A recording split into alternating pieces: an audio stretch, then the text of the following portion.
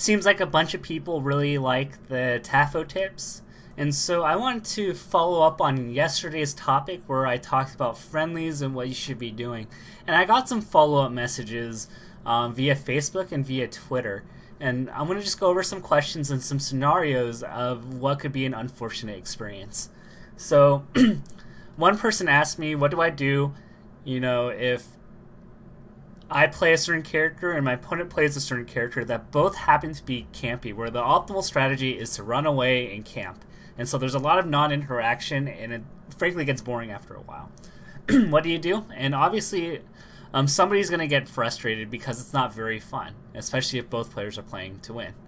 So what I do in this is, if both players in a natural state aren't going to compromise, and that's perfectly fine, that's how you should be playing the matchup, then what you can do is this. You tell your partner, hey, I won't laser camp for the next set, and I'll interact with you at the ledge, and I'm going to approach for the next 3 games, and we're going to see what happens. Because as a Fox player, yeah, you should be, you can laser camp, and that's one, gear of Fox. But on the flip side, you also need to know how to play up close and play very uncomfortable situations. You're going to be confronted with this, especially when you play better Jigglypuffs. They will eventually find their way in, and you will have to skirmish at a certain point. So what you can do is say, hey, I'll let you camp the ledge for the next couple games, or play on your side, and I'm going to approach you.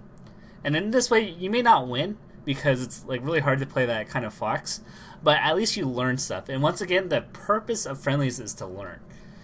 And on the flip side, you can say, well, I've played the next couple of games, approaching you. Can you try approaching me and learning the approaches? So by you camping and forcing him to approach, he's learning a different gear to Jigglypuff. And this is also very important for him.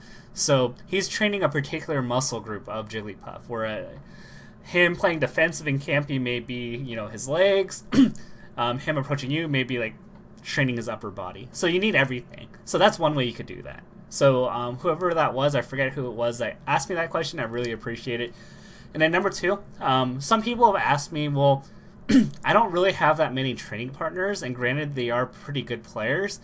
They get really salty when they lose, and they've thrown controllers. And so my response to them is this. So if you have enough of a relationship, go eat food with them. Do something other than Smash, and just briefly mention, okay, why do you get salty? And just try to investigate. This is, and there could be a variety of reasons on why a person gets super salty. They may just hate losing. It might be a mindset issue. It might be frustrating from not playing their best.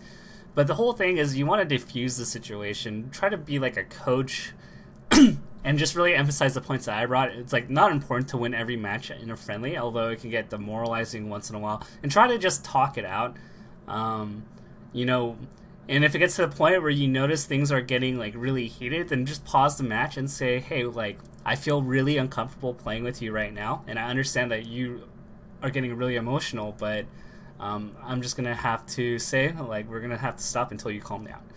And unfortunately, you're in a very difficult place because your options are so limited, but try to just take principles of relationship building and communication as much as you can to diffuse that situation. So those are the things that I would do overall in those 2 particular scenarios. So hopefully that helps you guys. This is just a little bit of a follow-up to yesterday's video. If you like what you see, I'll be doing these more often, so don't forget to subscribe on YouTube. My goal is to hit 100,000 subscribers by the end of the year. So thank you very much.